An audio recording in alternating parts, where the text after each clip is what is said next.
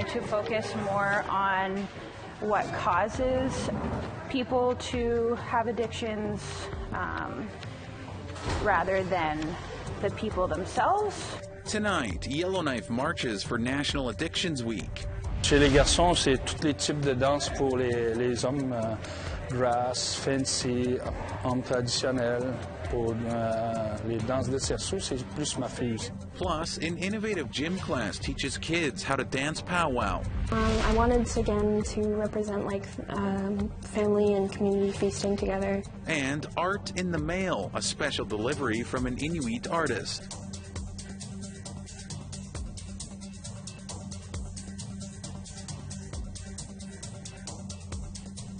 Hello, good evening, Tansei, and welcome to APTN National News. I'm Daryl Stranger.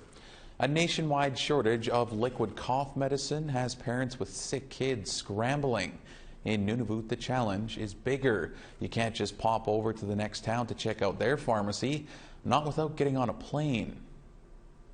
This was the scene in Iqaluit today. There is just no children's liquid cough syrup to be found. Nunavut health officials are calling it a temporary shortage and have weeks of medicine available at health centers. As for why this is happening, supply and demand, according to Nunavut's health department. It's related to the increased viral illness that's being seen across the country. That has placed increased demand on these medications to help children in the country, and that's placed a strain on the available supply. It's National Addictions Awareness Week, and in Yellowknife, youth are front and center in the conversation. Our reporter Charlotte Moore-Jacobs hit the streets to learn how participants are supporting those using substances and/or living with addictions. Colleen Hardesty is doing her part in sharing information around drug and alcohol prevention, harm reduction, and recovery. Her sign reads, "No justice, no peace." I wanted this side to kind of represent the systematic side of life as we know it, and how I wanted to focus more on what causes people to have addictions rather than the people themselves. She's one of dozens of youth participating in a wellness walk in downtown Yellowknife. Organized by the Tree of Peace, the event is part of a National Addictions Awareness Week. Or a lot of people doing the type of addictions awareness work might have some conditional love for those that are dealing with addictions and that are currently using. And I personally quit drinking alcohol, but I'm not completely sober. I use other substances sometimes, and I'm quite open about that. It's harm reduction. It's I think there's a stigma involved thinking like when you're not okay, it's like you're unstable, if that makes sense. And I think like being aware that it's okay to feel other things that are not like considered positive. Recovery is hard, regret is harder. The image that we've selected for the event is this heart here with the medicine wheel inside of it. So really to showcase that the event is all about wellness through the medicine wheel, and then also the heart to show that theme this year, which is a community of caring. Indigenous youth worker Christina Moore says with no residential treatment center in the Northwest Territories for addiction services, Indigenous organizations and non-governmental organizations have been picking up the slack to provide wraparound services for those seeking help. I think long-term funding would be helpful for sure so you just get a program started off and then the funding runs out. So it would be nice to continue that with that momentum and have like multi-year funding opposed to just kind of one-offs. Organizers here hope the walk will provide an opportunity to learn more about northern-based solutions. Building like a supportive, caring community, so having those conversations during the walk and then having them continue after the walk. Charlotte Moore-Jacobs, APTN National News, Yellowknife. The case of two Soto sisters from Saskatchewan who have spent almost 30 years in jail for a murder they say they did not commit was brought up in the House of Commons Tuesday. Odelia and Narissa Cusance were convicted of second-degree murder in the 1993 death of a Saskatchewan farmer. NDP MP Randall Garrison asked Justice Minister David Lametti what is happening with the case and the establishment of a Wrongful Convictions Commission. Lametti said he couldn't comment on the case, but the commission will be forthcoming. Thank you, Mr. Speaker. Two Saskatchewan First Nation sisters have served nearly 30 years of a sentence resulting from a wrongful conviction.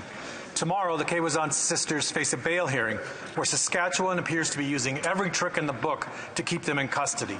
Nearly 50,000 Canadians have signed a petition calling for their release. What is the Minister of Justice doing on this case, and how much longer will Canadians have to wait for the Wrongful Convictions Commission we need to bring an end to these injustices? Honourable Minister of Justice. Thank you, Mr. Speaker. I thank the honourable member for his question. I know we share a passion for justice in criminal matters. Mr. Speaker, I can't comment on an active case of a wrongful convictions file because of the potential role that the Department of Justice and my office and even myself might have to play down the road. What I can say, Mr. Speaker, is that the creation of a Miscarriage of Justice Commission or a Wrongful Convictions Commission is in my mandate letter. I have received a report from former Justices Harry Laforme and Juanita Westmoreland-Traoré on the potential architecture for such a commission. And, Mr. Speaker, I can assure the honourable member and I can assure this House that I'm working hard to make sure that that Miscarriage of Justice Commission sees the light of day very soon. Now, APTN News will be reporting from Yorkton, Saskatchewan later this week as a publication ban in the sisters' case is fought in court. All right, we have to take a short break, but coming up, school gym class just got a lot more fun. Chez les garçons, c'est tous les types de danses pour les hommes, grass, fancy, hommes traditionnels. Pour les danses de cerceau, c'est plus ma fille aussi.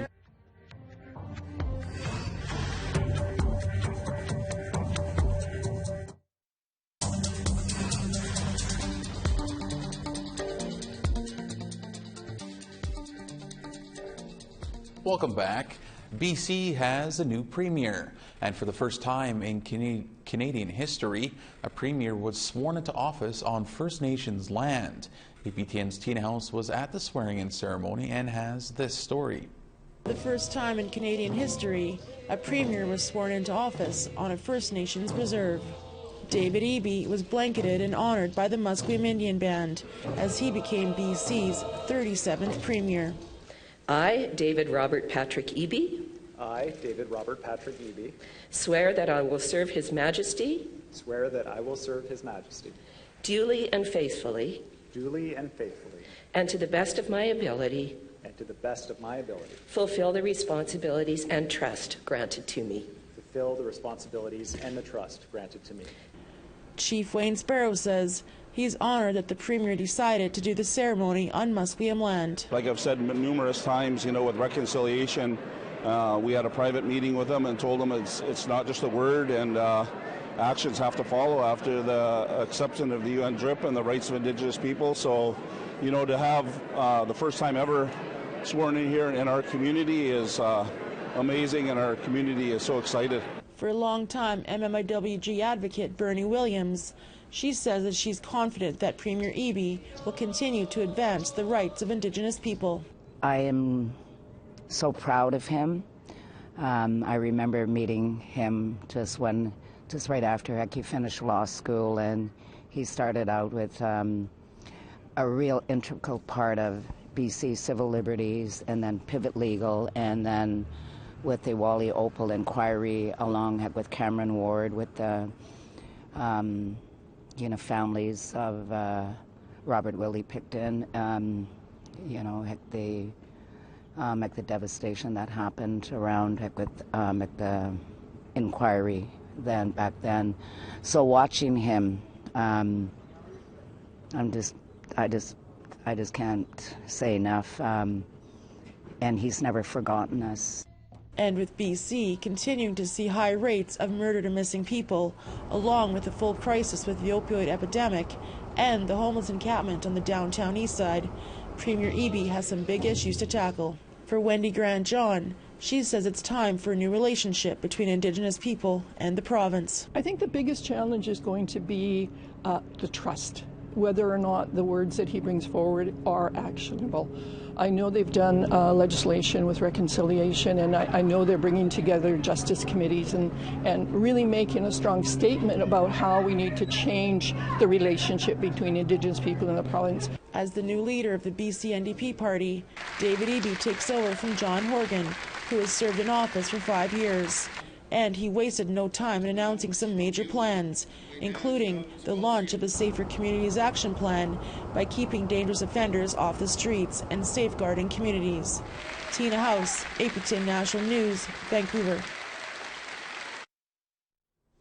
To Manitoba now, where traditional Indigenous names spelled with accents and symbols may soon appear on birth certificates. Government Services Minister Reg Helwer introduced a bill recently that would amend the Vital Statistics Act to make the change. He said in the Manitoba legislature that names are very personal to families. This bill provides for additional characters and single name options to be used on foundational identity documents when in accordance with cultural practice. Manitoba has worked for many months to expand the characters accepted by both the Vital Statistics Act and the Vital Events Registry to ensure traditional Indigenous names can be accommodated more readily. We both know the care with which parents select the names of newborns. Names are deeply personal and reflect our culture and our ancestry. And Minister Helwer joins us now for more on the change. Reg, thanks for joining us. How did the decision to table this bill come about? Well, we've been listening to various communities throughout Manitoba, Indigenous communities and other cultural communities that have been looking to change their names, and we knew it was the right thing to do. It's something we've been doing at Vital Statistics for quite a while, but this bill actually makes it legal now. So when will people be able to start registering births with traditional and single word names? So the traditional names they have been able to do for several months now. We have been accepting those and working with them to make sure that we can accept those names. The single names we will have to wait. Well, we can probably still do it, but really it's when the legislation passes. But I do have some cautions for people that this is in Manitoba, and if you were to apply for a passport or a treaty card or other federal supports, the federal government may not yet be able to recognize your traditional name. All right, that's an important distinction there. Thanks so much for joining us here, Reg. Really appreciate your insight into this. Good. Thanks for your time. And to Quebec now, where an Atikamekw First Nation has figured out a way to make gym class even more fun, teaching kids to dance powwow. Here's a story by Shushan Bécon, translated by Tom Fenario, and read by Amelia Fournier. The music hasn't started yet, but the children of the Saskatoon Elementary School are already powwow dancing. This class is being offered to preschool students in the Atikamekw community of Wemotashi. Paul Fontaine is an Inuit from Pessamit First Nation, about 600 kilometers east of here. For 15 years here, he has been giving powwow dance lessons. Au tout début, c'était du pré-maternel, puis on a monté jusqu'en 3e année. Puis éventuellement, avec toutes les récessions qu'il y a eu, on a été obligés de couper dans les cours, puis fait que ça a diminué dans mon quota aussi. Fait que c'est pour ça que je suis tombé en prof d'éducation physique aussi. Forced to be creative around budget cuts, Fontaine has set up a program compliant with the physical education criteria of the Ministry of Education for preschool and elementary students. He would like his course to be offered in all First Nations communities in Quebec. Fontaine says he is still waiting for a response from the Quebec Ministry of Education to see if this is possible. Meanwhile, the school's principal says that physical activity isn't the only benefit of the class. Au niveau de la culture, la langue aussi, là. Avant, il n'existait pas là, les activités traditionnelles comme telles. Et je crois que vu que le prof, l'enseignant aussi, c'est quelqu'un là, qui danse beaucoup. Puis là, il veut peut-être montrer à l'élève là, que tout le monde peut danser la danse, leur danse. Fontaine teaches with the help of his daughter, Kelly Fontaine, in order to show girls the dance steps intended for women. And it's not just for fun. Students are evaluated. Chez les garçons, c'est tous les types de danse pour les hommes, grass, fancy, hommes traditionnels. Pour les danses de cerceau, c'est plus ma fille aussi. Fontaine emphasizes how the different dance styles in powwow are about more than just dancing. There is a greater knowledge expressed through the vibrations of the drums, and a recognition of the creator as well as respect for all the elements of creation. Perhaps most important to Fontaine, that the language of the drum is universal, whether you're at Sikamek, Inuit, or any other First Nation. Je suis tellement fier de ça que je suis résident ici, j'ai mon numéro de bande ici, je fais partie de la famille, je te dirais, chez les Atikamekw. A story by Shushan Bacon, APTN National News, Wemotashi First Nation, Quebec. That's such a great little story there. All right, it's time for one final break, but still ahead, gift packages from a major carrier will feature the work of an Inuit artist. I wanted to include certain elements, and one of those elements was like the feasts that we have in our community.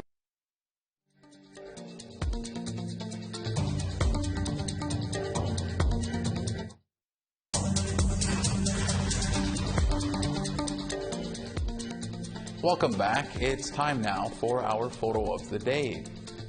This is what an early morning can look like on the calm waters of West Hawk Lake, Manitoba. Thanks to Sandra Seidel for this incredible moment captured in a photo. If you have some great photos and would like to share them with folks across Turtle Island, send your photos to share@aptn.ca. Right now, let's take a look at tomorrow's weather forecast. Starting on the East Coast, 2 degrees in St. John's and -2 in Halifax. -10 in Happy Valley Goose Bay and 0 in Cartwright. -1 in Quebec City and -3 in Val-d'Or. 6 degrees in Toronto and 2 degrees in North Bay. -1 in Timmins and 0 in Sioux Lookout. -7 in snow in Churchill and -1 in Puckatawagan. -1 in Barons River and 0 in sun in Winnipeg. 2 degrees in Regina and 2 degrees in Saskatoon. 2 degrees in Buffalo Narrows and -2 in Uranium City. Moving west, 0 in sun in Fort Chipewyan and 4 in Clear and Peace River. 4 degrees in Edmonton and +7 in Calgary. 7 degrees in Campbell River and 7 in Bella Coola. 7 degrees in Sandspit and -4 in Fort Nelson. -14 in Beaver Creek and 0 in Whitehorse. -5 in Wrigley and -1 in snow in Yellowknife. -7 in Fort McPherson and -6 in Inuvik. -9 in snow in Baker Lake and -18 in Cambridge Bay. -22 in Igloolik and -18 in Iqaluit.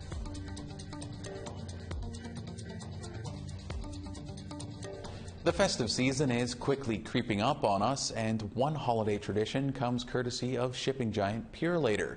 Because for those who need to ship packages, some specifically designed packages are all ready for the holidays. APTN's Annette Francis spoke with an Inuit artist in Ottawa about her creation. These, I wanted to, again, to represent like family and community feasting together. Aidan Corey is proud to show her latest piece of art.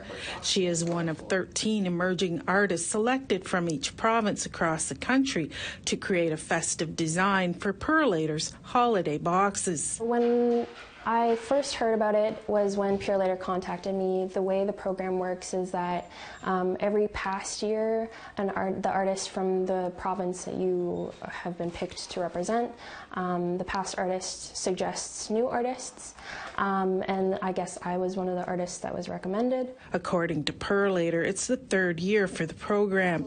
This year's theme is sharing meals and holiday traditions, something Corey, who is Inuk and originally from Cambridge Bay, Nunavut, really wanted to showcase. I wanted to include certain elements, and one of those elements was like the feasts that we have in our community, whether they be at home with our families or with the community in general. And I also wanted to show the lighting of the kulik. Corey says it not only promotes emerging artists, but this year it benefits communities as well. Purelator is also donating $5,000 to food banks from each province and territory. And if there's anyone wants to make donations, there's the link to do that is on Purelator and under the holiday boxes. Other Indigenous artists selected this year includes Ojibwe artist and author Bridget George from Kettle and Stonley Point First Nation in Ontario, and Dene artist Gabrielle Giroux from northern Saskatchewan. Annette Francis, APTN National News, Ottawa. A Winnipeg woman and her long-lost sister are finally meeting for the first time. Our reporter Sav Jones brings us the story of their mother and newly found aunt. Raylene Rexedler thought she was an only child after the death of her brother in 2017. But this past Christmas, a DNA testing website discovered her half-sister. Helene Rosenzweig-Schmidt was part of the 60s scoop. She was taken from her Cree mother and brought to California at 5 months old. The two sisters share a Métis father who experienced abuse at the hands of nuns. They finally met and learned just as much about themselves as they did each other. Their story is one of cultural disconnection, intergenerational trauma, and how they found each other despite it all. I think we talked that first night for like 2 or 3 hours. Yeah, we did. Right, and we just like shared pictures and we talked about like absolutely everything. And yeah. We just like, it's like we knew each other, and that 2 hours is like we knew each other for 52 years. Exactly. So it was a lifetime wrapped up in a 2-hour conversation. You can find more on this story and others at aptnnews.ca. Growing up, there were no role models on the screen for Paulina Alexis. Now, as one of the breakout stars on the hit TV show Reservation Dogs, Alexis feels like things will be different for the next generation. On tonight's episode of Face to Face, Alexis talks about how the show represents Indigenous peoples in a truthful way. Acting is something I've always seen myself doing as a kid, but like I never like said it out loud because like we didn't have any role models like at the time. Yeah, sure, there was like Adam Beach and like Gary Farmer, like Eddie Spears, all the legends, and like, but like I'd never, like with Reservation Dogs, it's like we're finally representing ourselves in a truthful way and telling our own stories instead of like just following a script of how other people think we are. Certainly looking forward to that Face to Face with Dennis and Paulina, which is actually coming up in a matter of moments, so stick around. That's all we have for you tonight on APTN National News. I'm Daryl Stranger. For all of us here, thank you for joining us, Miigwech, and have a great night.